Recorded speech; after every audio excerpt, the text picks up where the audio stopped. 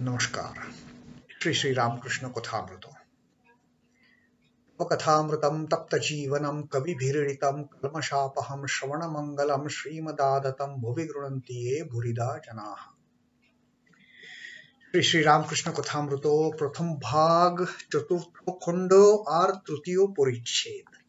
We are starting this third chapter of the fourth section of first volume of the Gospel of Sri Ramakrishna in Bengali. This particular fourth chapter is a very special meeting of some of the devotees who have come to meet Sri Ramakrishna on a weekday. Because what happens, there is a lot of rush on the weekends, on the Sundays. So people can't spend, the time that they feel to spend like Sri Ramakrishna because of so much of rush, so much crowd. And then what happens? So those who are really serious to have a word, to have a chat with Sri Ramakrishna, or to get his, very special teachings, one-to-one discussion kind of. These people, these devotees, they come on the weekdays. And now we have seen that in this fourth chapter, these devotees like Balram Bashu, Sri M, and also Vijay Krishna Goswami and a few other Brahmo devotees, they have come on this Thursday on 14th of December 1882 to meet Sri Ramakrishna when there is no crowd. Just a very few disciples and devotees. Sri Ramakrishna sitting on that small cot in his room, and these people who are keen to listen to his deep spiritual words. They're sitting there on the floor. Some are sitting on the mat. Those who couldn't find a place on the mat, they are sitting on the floor also. For them, whether sitting on a mat or a floor, it doesn't matter. All they want is just to listen to the nectar-like words of Sri Ramakrishna. And this is how the third chapter starts. First two chapters we have seen Sri Ramakrishna talking about in the first chapter, if an enlightened person who gets the ultimate knowledge, if he gives up his body, can it be termed as suicide? That is what Sri Ramakrishna had spoken about in the first chapter, and he had indicated no, for such people there is no suicide because they have lost the body consciousness as it is. And as it is, even if they don't give up their bodies willingly after attaining the ultimate knowledge, anyway, in 21 days, the body is going to be cast off. But some people, like the eternal teachers like Narada or the incarnations like Chaitanya Mahaprabhu, they retain the bodies to share their teachings with people who are groping in the dark. So that was the first chapter. The second chapter, Sri Ramakrishna spoke about the four classes of men and more about the bound souls. And in this chapter also, Sri Ramakrishna is going to talk further about the bound souls and how they can attain deep dispassion. Tivra Vairagyo or Buddhaji. And Sri M starts this chapter with a shloka from the Bhagavad Gita. Asanshayam mahabaho mano durnigraham chalam abhyasena tu kaunteya vairagyena cha grihate. This is the shlok 35th shlok from the 6th adhyay Dhyana Yoga of Srimad Bhagavad Gita. And what this shlok means, asamshayam mahabaho. Mahabaho, Sri Krishna is referring to Arjuna, O mighty armed. Asanshayah, undoubtedly. Nisandeha. There is no doubt about what I'm going to tell you now. Sri Krishna says, Mano durnigraham chalam. Manaha, the mind. Durnigraham, difficult to control. Kalam, restless, chanchal. Undoubtedly, O Mahabaho, O Arjuna, mind is restless and extremely difficult to control. Abhyasena tu, Kaunteya.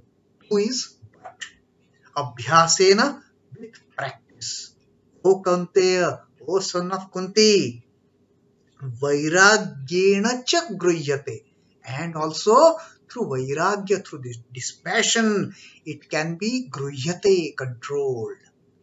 So Sri Krishna, he accepts the fact that yes, the mind is very much chanchal. It is very much difficult to control.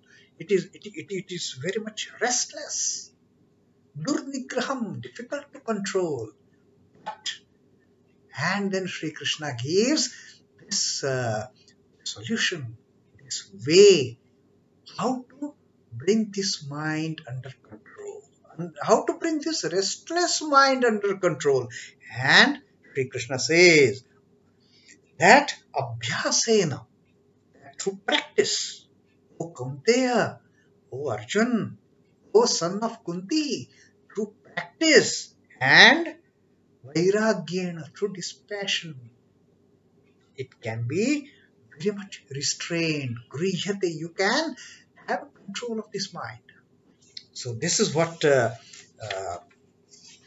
Sri Krishna has spoken of. And Swami Chittbhavananda, he loves to give Sri Ramakrishna's quotations for all such important verses of the Bhagavad Gita. He has also mentioned here a quotation from Sri Ramakrishna that how practice and control, how the practice and dispassion, they are so very important for this spiritual journey. Swami Chiddbhavananda ji has given these quotations of Sri Ramakrishna.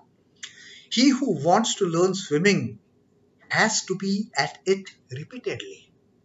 It cannot be learnt with one or two attempts. No, abhyasa. What Sri Krishna has told Arjuna, that with constant practice, and that's what Sri Ramakrishna says, just by making one or two attempts, you cannot be an expert swimmer. You have to practice and practice and practice. One dares not swim in the boisterous sea just after a day's practice. Similarly, one has to train oneself much to swim in the sea of Satchidananda. Failure is the first attempt is but natural, doesn't matter. Even if you fail in your first attempt, second attempt, sporting in it becomes possible only through persistent practice. These are the words of Sri Ramakrishna. And these are the words which exactly match with what Sri Krishna has told Arjuna in this shlok. Abhyasena tu Kaunteya. And then it is about there is a poisonous variety of spider, the effect of the bite of which cannot be easily cured. A spell has to be cast first over the patient with the root of turmeric, otherwise no medicine will have any effect on this poison. The worldly man is bitten by the spider of lust and greed. Unless the spell of non-attachment be invoked on him, no spiritual practice of his will ever bear fruit. What Sri Krishna has talked about, Vairagyena, that Sri Ramakrishna has spoken about in that second passage of his teachings here. First was, one has to practice swimming, and only then he can enter the whirlwind. He can enter the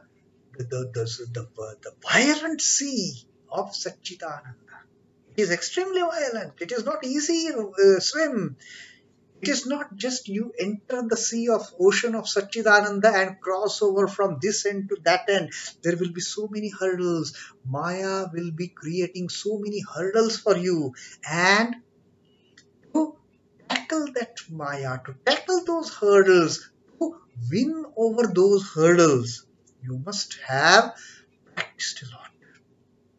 And therefore, that is the first thing Sri Ramakrishna says, Abhyasa. And then the dispassion, if that spider has bitten you, you first of all, you have to apply that paste of turmeric. That is the dispassion to get away from the harmful effect of that poison. First, practice, and then unattached dispassion. That is the key. And now, why this teaching of Sri Ramakrishna is going in line with what Sri Krishna has told Arjuna, we will come to know when we read what is going to be there in this particular chapter.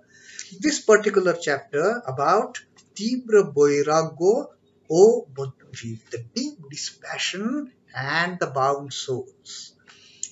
This chapter starts with Vijay Krishna Goswami asking a question to Sri Ramakrishna. Now that Sri Ramakrishna has spoken so much about the bound souls, the Baddha Jeev in the second chapter, Vijay Krishna Goswami, although he is very learned, he's a learned person, he has a deep devotion also.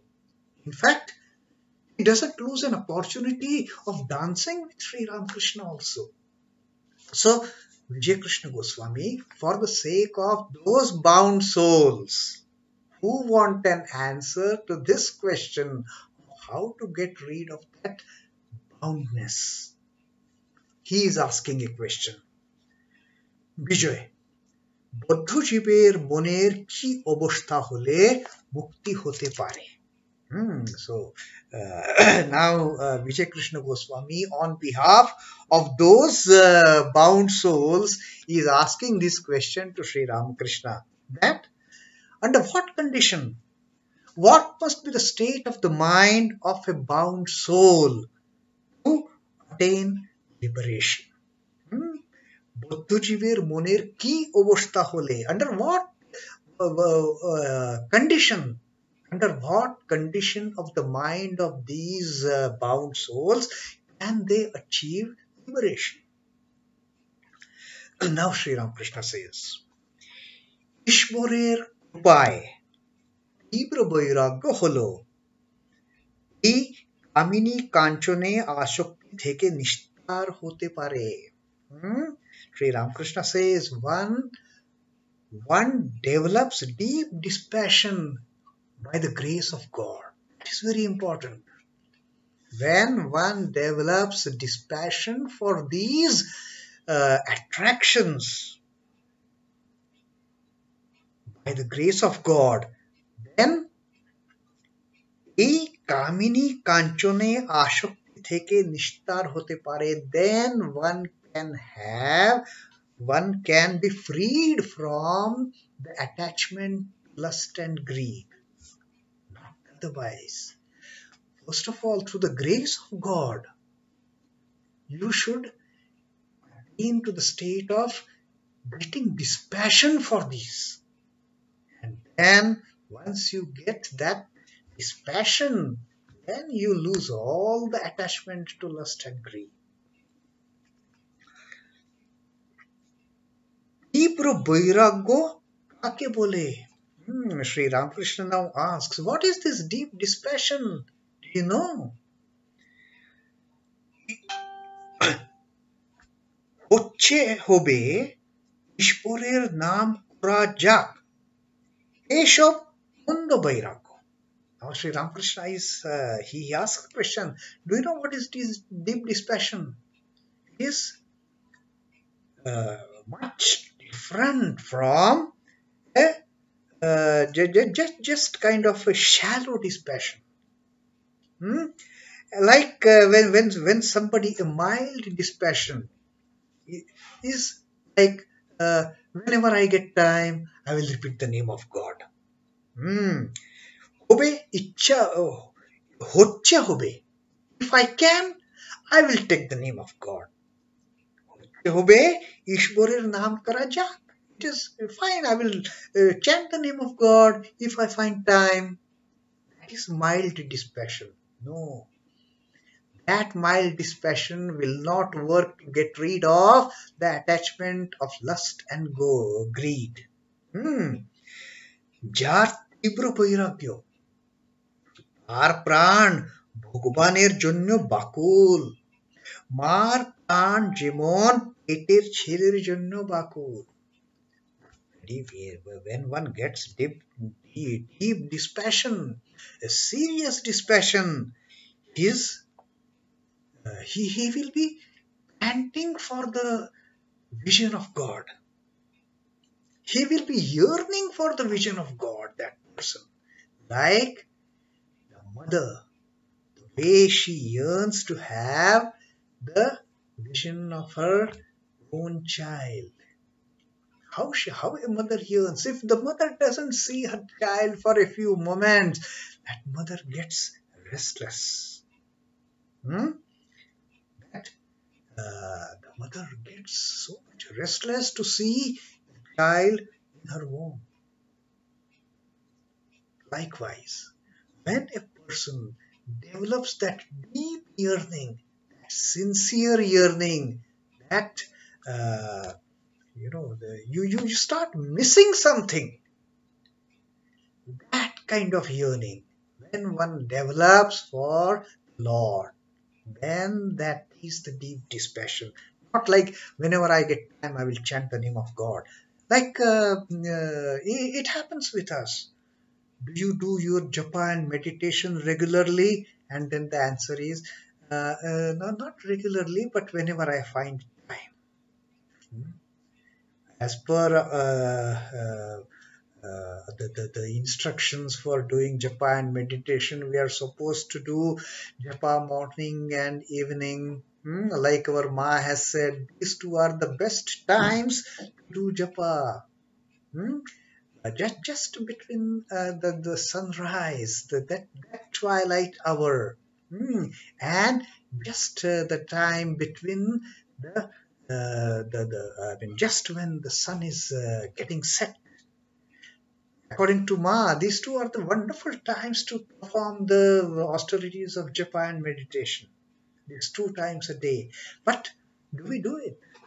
When somebody asks us, and then we say, no, whenever life is so busy, I do japa whenever time permits. That is a mild dispassion. That is not the dispassion Sri Thakur wants. That's not the dispassion Sri Ramakrishna wants.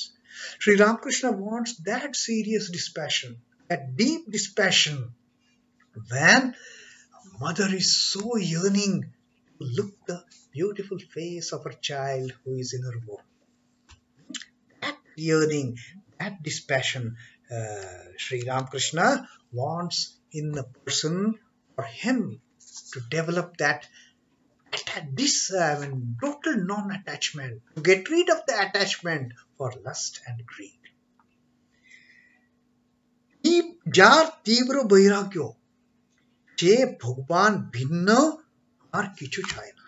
One who develops deep dispassion, he doesn't want anything in this life but for Divine Mother, but for the Lord.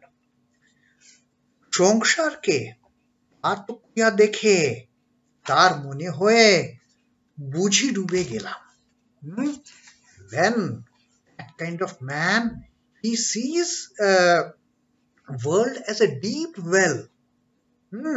When he sees the world as a deep well, atkoya, he feels as if he's drowning in it. He feels, I'm drowning in this deep well of lust and greed. How can I come out? Let me have the vision of my mother. Let my mother take me out from this deep well of lust and greed. That is the dispassion. And he just feels no attachment to lust and greed in that situation. আত্মীয়দের কাল সাপ দেখে তাদের কাছে হেকে পালাতে ইচ্ছা হয়ে আর পালাবো. He feels, he looks upon his relatives who are trying to pull him in this worldly life as snakes, venomous snakes, and this man who has developed deep dispassion, he wants to run away from these people who are trying to pull him in the net of that fisherman, who are trying to pull his leg and get entrapped in the net again and again and again. For such relatives, he thinks they are like venomous snakes and he wants to run away from them.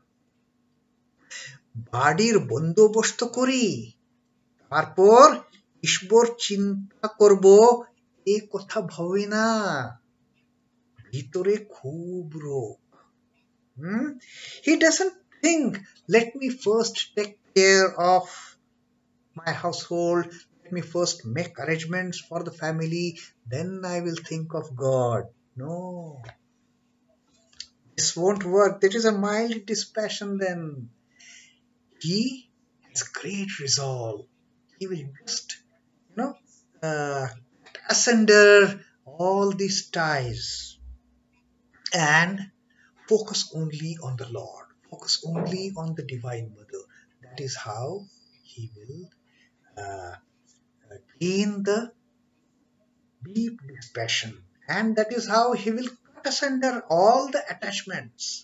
So Sri Ramakrishna is giving a very serious advice to Vijay Krishna Goswami for these bound souls who are not seeking any kind of liberation.